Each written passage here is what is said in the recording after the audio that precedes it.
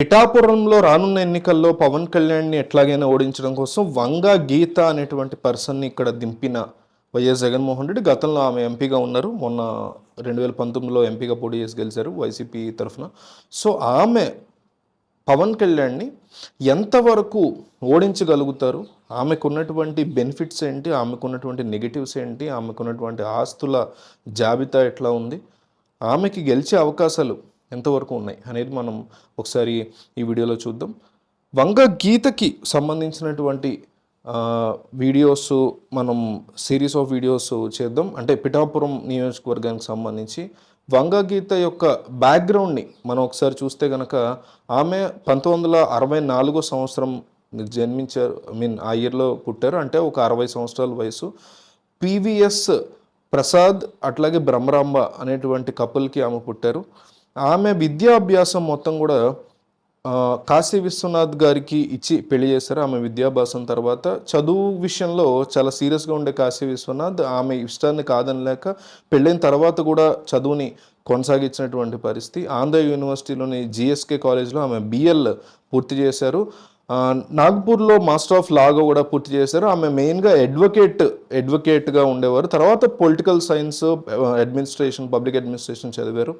So psychology కూడా ఆమె చదువుకున్నారు. 1990లోనే ఆమె ఎంట్రీ ఇచ్చారు పొలిటికల్గా. అయితే ఆ ఎన్నికల్లో 1994 ఎన్నికల్లో ఆమెకి ఎమ్మెల్యే టికెట్ వస్తుంది అనుకున్నారు, కానీ ఛాన్స్ దక్కలేదు. దాంతో స్వతంత్ర అభ్యర్థిగా పోటీ చేశారు. ఈ విషయం చాలామందికి గుర్తుండి ఉండదు.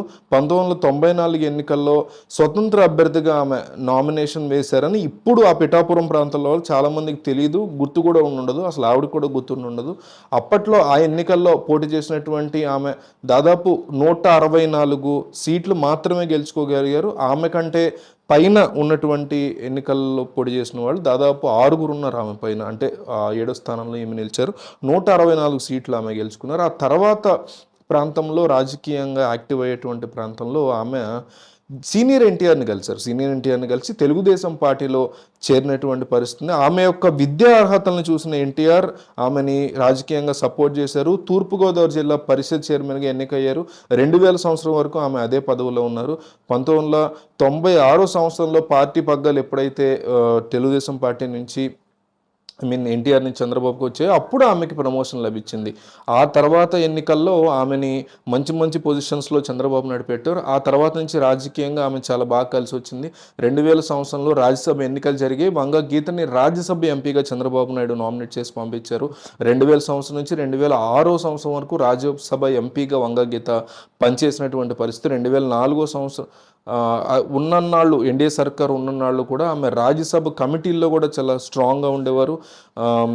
అట్లాగే రవాణా, టూరిజం ఇట్లాంటి వ్యవస్థల్లో ఆమె ఎక్కువగా పనిచేశారు. ఆమె పదవీ కాలం ముగిసిన తర్వాత తెలుగుదేశం పార్టీకి సంబంధించి ఆంధ్రప్రదేశ్లో ప్రతిపక్ష హోదాలు ఉండడంతో ఆమెని రెండోసారి రాజ్యసభకి నామినేట్ చేయలేకపోయారు.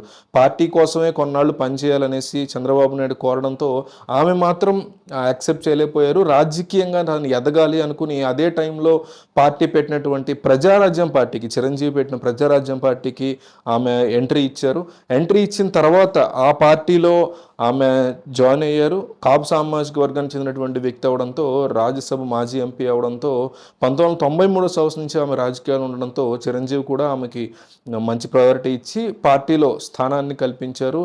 ఇదే పిఠాపురం సీట్ నుంచి ఆ ఎన్నికల్లో పిఆర్పి తరఫున ఆమెకి ఎమ్మెల్యే పోటీ ఇస్తే ఆమె గెలిచారు కూడా, అంటే ఓడిపోయారు. పిఆర్పి తరఫున ఎన్నికల్లో పోటీ చేసినటువంటి వంగ గీత గెలుపొందారు. పిఠాపురం నుంచే పోటీ చేశారు ఆమె ఎమ్మెల్యేగా. ఓ పక్క టీడీపీ నుంచి ఇప్పుడు ఎవరైతే వర్మ ఉన్నారో ఆ వర్మ పోటీ చేస్తుంటే, అవతల కాంగ్రెస్ నుంచి ముద్దగడ పద్మనాభం పోటీ చేశారు. వీళ్ళిద్దరి మీద కూడా చాలా స్ట్రాంగ్గా వంగ గీత గెలవగలిగారు. 46,000 చిల్లర ఓట్లు ఆమెకు వచ్చాయి. ఈ లెక్కల్లో దాదాపు 1000 ఓట్ల 36,000 ఓట్లు 36 సీట్లతో కాస్త తక్కువ బార్డర్తో వంగ గీత పిఠాపురంలో ఎమ్మెల్యేగా గెలిచారు.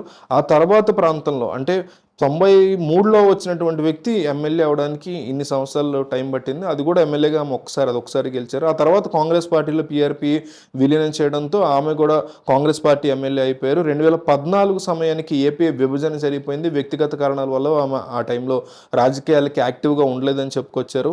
అయితే ఏపీ విభజనని వ్యతిరేకిస్తూ ఆమె రాజకీయాలకు కొంతకాలం దూరంగా ఉన్నారు. కానీ కుటుంబంలో జరిగినటువంటి కొన్ని పరిణామాల వల్ల ఆమె దూరంగా ఉన్న రాజకీయాలకు అనే మాట అయితే వినిపిస్తుంటుంది, మనకు తెలియదు. సో ఆ తర్వాత సందర్భంలో ఆమె వైసీపీలో చేరినటువంటి పరిస్థితి. 2019లో జరిగినటువంటి ఎన్నికల్లో ఆమె కాకినాడ ఎంపీ సీట్ని జగన్మోహన్ రెడ్డి ఇచ్చారు. దాంతో తెలుగుదేశం పార్టీ నుంచి చలమశెట్టి సునీల్ దిగారు. వీళ్ళందరి మీద కూడా ఆమె చాలా స్ట్రాంగ్గా వైసీపీ అభ్యర్థి వంగ గీతకి 5,37,000 చిల్లర ఓట్లు రావడంతో మంచి స్ట్రాంగ్ గెలుపుని ఆమె అప్పట్లో రిజిస్టర్ చేయగలిగారు. ఇక అక్కడ పోటీ చేసినటువంటి టీడీపీ కానీ జనసేన కానీ చాలా ఈజీగా ఆమె ఓడించగలిగారు. దాంతో కాకినాడ ఎంపీ ఎన్నికల్లో ఆమె 25,000 చిల్లర ఓట్లతో ఆమె స్ట్రాంగ్ గెలుపుని అక్కడ తీసుకోగలిగారు. ఆ టైంలో ఇక 5 ఏళ్ళు గడిచిపోయి ఎంపీగా ఉన్నారు. ఇప్పుడు మళ్ళీ సార్వత్రిక ఎన్నికలు వచ్చాయి. మళ్ళీ వంగ గీతనే కాకినాడ ఎంపీగా నిలబడతారు అనుకునే మాట వినిపించిన టైంలో వైసీపీలోకి చలంశెట్టి సునీల్ ఎంట్రీ ఇచ్చారు. గత ఎన్నికల్లో టీడీపీ తరఫున కాకినాడ ఎంపీ అభ్యర్థిగా పోటీ చేసినటువంటి ఆ వ్యక్తి మళ్ళీ తర్వాత సంవత్సరంలో వైసీపీలోకి రావడంతో ఈ ఎన్నికల్లో కాకినాడ ఎంపీ సీట్ నుంచి చలంశెట్టి సునీల్ పోటీ చేయబడుతుండడంతో సిట్టింగ్ ఎంపీగా ఉన్న వంగ గీత గురించి అందరూ డిస్కషన్ నడుస్తున్నటువంటి టైంలో 2009 ఎన్నికల్లో పిఠాపురం గెలిచినటువంటి చరిత్ర ఆమెకు ఉంది కాబట్టి ఆల్రెడీ సిట్టింగ్ ఎమ్మెల్యేగా ఉన్నటువంటి పిఠాపురం దొరబాబు మీద నెగిటివిటీ ఉండడంతో జగన్ ఈ ప్రాంతంలో ఆమెను పెట్టాలని చాలా స్ట్రాంగ్గా ఫిక్స్ అయ్యారు, పెట్టారు.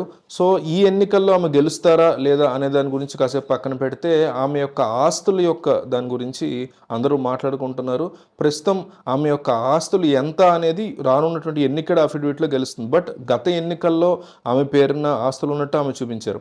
2019 ఎన్నికల్లో కాకినాడ ఎంపీగా పోటీ చేసినటువంటి టైంలో ఆమె ఇచ్చినటువంటి అఫిడవిట్ ప్రకారం ఆమె చేతిలో అప్పటికి 9 లక్షల నగదు ఉందని, భర్త వద్ద 7.5 లక్షల నగదు ఉందని, తన కూతురు వద్ద 3 లక్షల నగదు ఉందని ఆమె ఎన్నికల అఫిడవిట్లో ప్రస్తావించారు. ఇక బ్యాంక్ డిపాజిట్లు, ఎల్ఐసి పాలసీలు, ఇతరత్ర చూసి కార్లు, వాహనాలు ఇవన్నీ కూడా మొత్తం ఓవరాల్ పెట్టుబడులు ఇలాంటివన్నీ కలిపి ఒక చరాస్తులు అంటారు కదా, ఒక 70 లక్షల వరకు ఉన్నాయనేసి ఆమె వద్ద ఉన్నవి 70 లక్షలని, భర్త వద్ద ఒక 14 లక్షల వరకు ఉన్నాయని, కూతురు వద్ద వచ్చేసి ఒక 34 లక్షల వరకు ఉన్నాయని ఆమె అఫిడవిట్లో సమర్పించారు.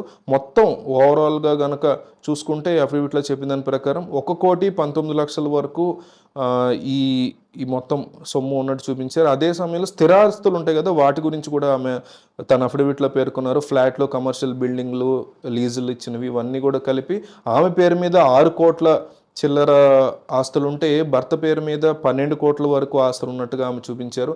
అట్లాగే తన బిడ్డ పేరు మీద ఒక 20 లక్షల రూపాయల వరకు స్థిరాస్తులను చూపించారు. మొత్తం మీద ముగ్గురు పేరు మీద కలిపి 19,05,00,000 చిల్లర వరకు స్థిరాస్తులు ఉన్నట్టుగా చూపించారు. ఆమె రానున్నటువంటి ఎన్నికల్లో పవన్ కళ్యాణ్ మీద పోటీ చేయబోతున్నారు. గెలుస్తారా లేదా, ఆమెకు ఉన్నటువంటి రాజకీయ ఎక్స్పీరియన్స్ను ఉపయోగించి పవన్ మీద గెలవగలుగుతారా, జగన్మోహన్ రెడ్డి యొక్క ఇన్ఫ్లుయెన్స్ బాగా వర్కౌట్ అవుతుందా ఈ ప్రాంతంలో, ఇవన్నీ ఇంకొక వీడియో చేద్దాం. సో మీకేమనిపిస్తుంది ఇక్కడ ఈ పిఠాపురం ప్రాంతంలో వంగ గీత గెలవబోతున్నారా, పవన్ కళ్యాణ్ గెలవబోతున్నారా, మీకు ఏమనిపిస్తుందో క్లియర్గా కామెంట్ చేయండి.